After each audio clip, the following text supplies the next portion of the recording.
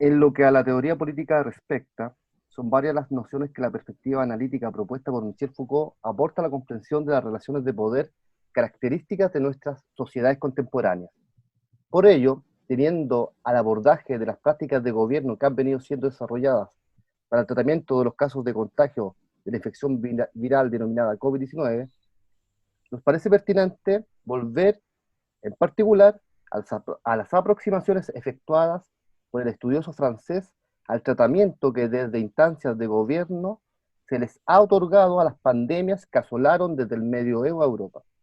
En la tesis Foucaultiana sobre las prácticas de gobierno dispensadas en las sociedades occidentales con ocasión de la aparición de enfermedades altamente contagiosas como la lepra, la peste y la viruela, ubicamos una caja de herramientas dispuesta para nuestro uso con el objeto de complejizar la comprensión acerca de cómo se ha venido abordando el problema de las pandemias. 6 años antes de su fallecimiento, en el año 1984, producto de otro virus del VIH-Sida, en el transcurso de las clases que dictara en el año 1978 en el Collège de France, Michel Foucault sintetizará lo que previamente había venido refiriendo sobre el tratamiento de situaciones de pandemia desde instancias de gobierno europeas. En el ejemplo del tratamiento gubernamental de la pandemia, Foucault ubica algunos de los rasgos más sobresalientes que caracterizan a los regímenes de gobierno propios de las sociedades modernas. Foucault observa que a través de la historia se despliegan tres tecnologías generales de poder, en relación a las cuales se concadenan determinadas técnicas de gobierno. Así, en un primer momento, el poder soberano se afirmará en su derecho de dirimir sobre la vida o muerte de sus súbditos, a través del mecanismo legal o jurídico. Posteriormente, con la conformación de las sociedades capitalistas, en la necesidad imperiosa de normalizar a una masa obrera recién constituida en la naciente ciudad industrializada, este segundo mecanismo será el disciplinario. La tercera forma corresponde al dispositivo de seguridad y surge en el momento en que las prácticas de gobierno no buscan tanto aumentar el poderío del soberano, como sí aumentar la capacidad productiva de la población. En esta misma clase a la que estamos haciendo alusión, refiriéndose a los distintos modos que a lo largo de la historia Occidente ha enfrentado las pandemias, Foucault inicia su análisis con la exclusión de los leprosos sucedida hasta fines de la Edad Media. Es una expulsión que se hacía esencialmente mediante un conjunto jurídico de leyes y reglamentos, que introducían una partición binaria entre quienes eran leprosos y quienes no lo eran. Este tipo de tratamiento frente a estados de pandemia se movilizan sobre la base de lo que se denomina mecanismo legal jurídico. Segundo momento, el tratamiento de la peste. Desde fines de la Edad Media hasta el siglo XVII, se actuará de forma distinta a la manera que operaba, se actuará en forma distinta a la manera que operaba la sociedad regida bajo el paradigma soberano. Bajo el modelo disciplinario que emerge junto a la sociedad capitalista, el objetivo de los reglamentos de la peste es cuadricular las regiones, las ciudades, con normas que indican a la gente cuándo pueden salir, a qué horas, qué deben hacer en sus casas, los obligan a presentarse a inspectores. Podemos decir que allí hay un sistema disciplinario. Tercero, en el tratamiento de la viruela a partir del siglo XVIII. Aquí Foucault nos indica que no se trata tanto de imponer una disciplina. El problema fundamental va a ser cuántas personas están contagiadas, a qué edad, qué mortalidad. En síntesis, todo un problema que ya no es el de la exclusión, como es el caso de la lepra, ya no es el de la cuarentena como en la peste, sino que será, en cambio, el problema de las campañas médicas por cuyo conducto se intentan erradicar los riesgos de contraer la viruela o cualquier otra epidemia. Juzgar, disciplinar y asegurar. Acá logramos identificar algunas de las estrategias generales de poder en relación a las cuales se operará en Chile para hacer frente al COVID-19. En concordancia con la tesis que indica la comparecencia de distintas técnicas de gobierno articuladas en torno a la conducción de la conducta ciudadana, es posible disponer un análisis de las distintas medidas consideradas en esta batalla contra el coronavirus, las cuales las ligamos a los mecanismos soberanos jurídicos en relación a la expulsión, disciplinario en torno al modelo de cuarentena y securitario en torno al establecimiento de una media estadística de riesgo que se considera aceptable. De este modo, el componente especulativo y probabilístico en la valoración del riesgo, ha cobrado especial importancia. Subtítulo: excluir y expulsar el carácter jurídico soberano del actuar gubernamental frente a la epidemia. Al revisar la práctica colonial del control de la propagación de enfermedades contagiosas, podríamos situar la preponderancia de formas de gobierno del tipo jurídica soberana. El modelo soberano será el paradigma dominante de las prácticas coloniales para prevenir pestes. Tal como señala Enrique Laval, uno de los iniciadores de la historia de la medicina en Chile, las medidas preventivas que entre comillas, cito, las medidas preventivas que nuestros antepasados coloniales tomaron en épocas de epidemias fueron rigurosas. Continúa Laval. Las cuarentenas y cordones sanitarios se organizaron algunas veces con bastante irregularidad y sus infracciones penadas con severidad. Cierra de cita. Continuamos. De este modo, distintos actores de gobierno participan de modalidades de prevención de las pestes. Continuamos con Laval. Cito: gobernadores, cabildo, corregidores y otras autoridades utilizaban la expulsión de los enfermos y sus familias fuera del pueblo, fumigaciones con vinagre y litre a las embarcaciones sospechosas y cuarentenas de pacientes en el hospicio eran las medidas más comunes y aceptadas en la población. Cierro comillas. Continuamos. El protomedicato fue una institución de gobierno ejemplificadora respecto a visibilizar de qué manera frente a la enfermedad epidémica la población colonial estaba sujeta, bajo potestad jurídica, al poder de decisión del soberano. Esta instancia representativa del monarca en territorios ultramarinos actuará como tribunal encargado, estamos hablando del protomedicato, operará como tribunal, cito, encargado de autorizar, controlar y aplicar medidas punitivas en el ejercicio de las profesiones médicas y de organismos asesores del gobierno en todo lo concerniente a la salubridad. Estas son las medidas coloniales respecto al protomedicato. Arribado a Chile en el año 1691, el protomedicato perdurará hasta la era republicana, reconvertido posteriormente en un consejo asesor de la precariedad institucional sanitaria de la cual se estaba dotando el Estado chileno hacia finales del siglo XIX. El protomedicato desaparecerá en el momento en que el gobierno de las epidemias se vincule con las campañas de limpieza e higienización que buscaban el disciplinamiento de los sectores populares que inundaban la incipiente ciudad industrial. Disciplinar el carácter normativo del actuar gubernamental frente a la epidemia.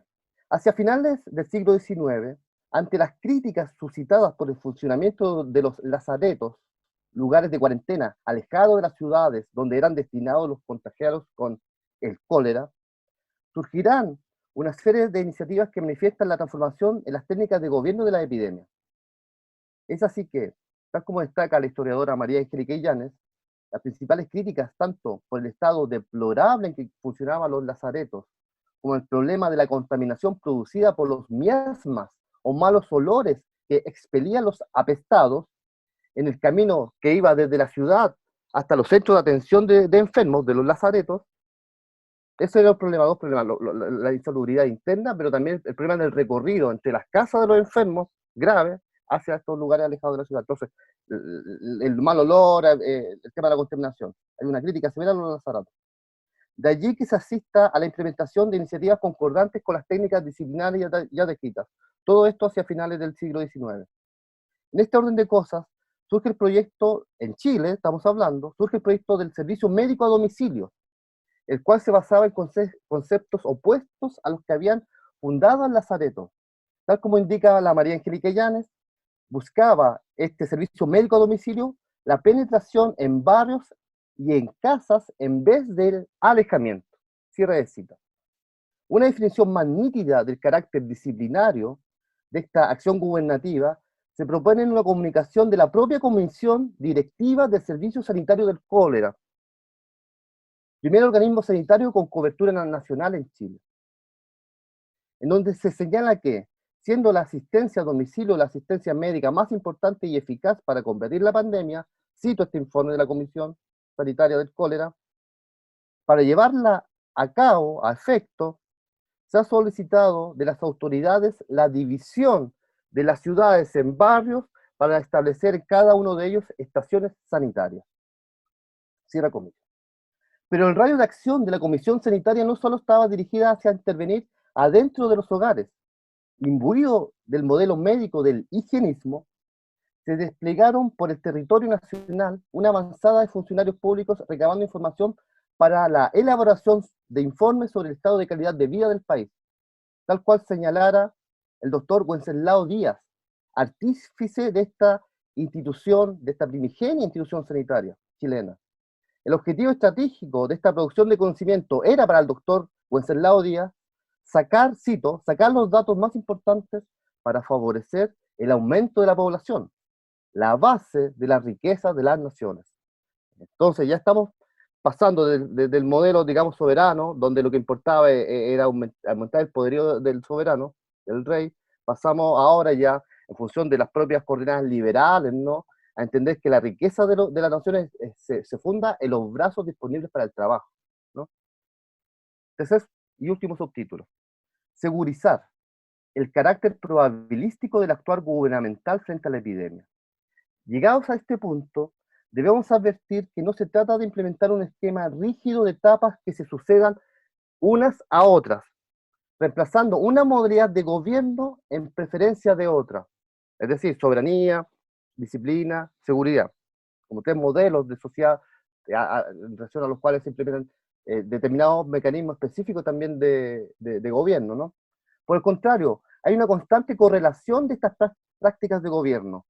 Es por este motivo que podemos apreciar cómo en el tratamiento de las epidemias transcurridas durante el siglo XX-XXI, del mismo modo que el foco de atención estará centrado en los análisis probabilísticos, mediante los cuales se busca establecer una media que permita proyectar políticas gubernamentales para el instante y al futuro, dispositivo de gobierno propio de nuestras actuales sociedades de seguridad, también vemos discutirse un abanico de iniciativas legislativas hoy en día, junto a esta medida de seguridad, esta lógica del análisis probabilístico del riesgo, ¿no? Junto con ello, también vemos discutirse un abanico de iniciativas legislativas que a través de nuevas leyes busca atender a la actual emergencia sanitaria. Junto al despliegue de medidas jurídicas que buscan sancionar cierta actividad de la población. Por otro lado, también nos encontramos con el reordenamiento geográfico de las comunas y las ciudades. En este sentido asistimos a la promoción de hábitos, tales como el distanciamiento físico, instrucciones para el teletrabajo o la inculcación de conductas de autocuidado. Eso, mi propuesta es leerlo de manera, como mecanismo disciplinario de conducción de la conducta, de instalación de hábitos de conducta, ¿no? Los mecanismos de seguridad se acoplan y hacen funcionar al interior de su propia dinámica de gobierno de los dispositivos jurídicos y los disciplinarios. De esta manera vemos cómo van a ser movilizados los principios sobre los que se sustentan en buena medida la actual gestión gubernamental de la pandemia provocada por el coronavirus. Racionalidad sustentada en la administración probabilística del riesgo. A través de dos ejemplos, nos parece que es factible ilustrar esta lógica de gobierno sustentada en la administración del riesgo. Voy a los dos ejemplos, para ir finalizando. Consultado el ministro de Salud, Mañalich, acerca de cuáles eran los criterios para declarar una zona como zona de cuarentena, como área de cuarentena, el ministro indicaba que las medidas del Ejecutivo estaban amparadas, y cito acá, en esta ronda matutina, que él hace nuestra ronda matutina de información, ¿no?, respecto a los avances del contagio, indicaba que las medidas del Ejecutivo estaban amparadas, cito, en la medición de distintos factores, tales como niveles de incidencia del virus en poblaciones vulnerables, tales como ancianos y niños. También se toman en cuenta para declarar un espacio como área de cuarentena la fragilidad de los territorios para soportar los distintos casos. Por ejemplo, la capacidad que haya de hospitales, si es que existe una cárcel también, hace más problemática aún esa zona.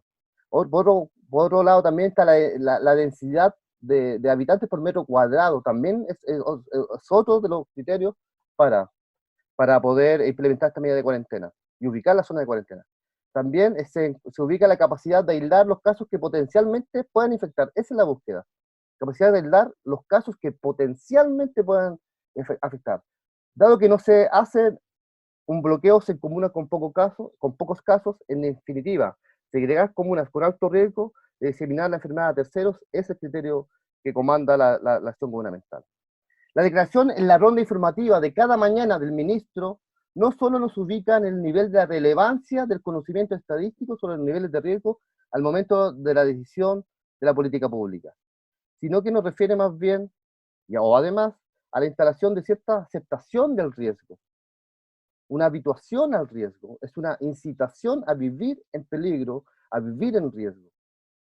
Desde el ámbito de los actores empresariales, vemos un acoplamiento similar respecto a estas lógicas estatales. En este sentido, está la entrevista realizada a José Manuel Silva, miembro del grupo experto en gestión de activos del grupo de inversión del grupo económico Larraín Vial Asset Management. José Manuel Silva señaló lo siguiente: hoy, cito, para bien, la vida humana se ha valorizado cada vez más. Nunca había ocurrido que los gobiernos pararan la economía para evitar los contagios, y eso tiene un costo enorme. En los próximos meses, lo que va a ocurrir es que es una discusión muy grande. En los próximos meses lo que va a ocurrir, que es una discusión muy grande, que está recién partiendo, es, ok, dice José Manuel Silva. Asumamos que logramos controlar la pandemia y ganamos tiempo para que llegue la vacuna. Pero no podemos seguir parando la economía. Y por lo tanto tenemos que tomar riesgos. Y esos riesgos significan que va a morir gente. Simplemente recordar que ayer, al 15 de abril, similares declaraciones fueron emitidas por el presidente de la Cámara de Comercio de Santiago, me parece, ¿no? Que hay que arriesgarse a morir.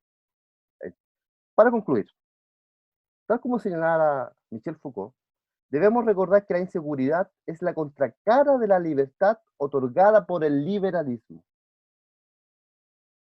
Es por ello que el llamado del director de inversiones de este consorcio chileno, o el mismo Mañalich, cuando nos invita a habituarnos al riesgo, estas declaraciones, o esta última declaración, es tan solo la continuidad del llamado establecido desde un inicio en la sociedad capitalista.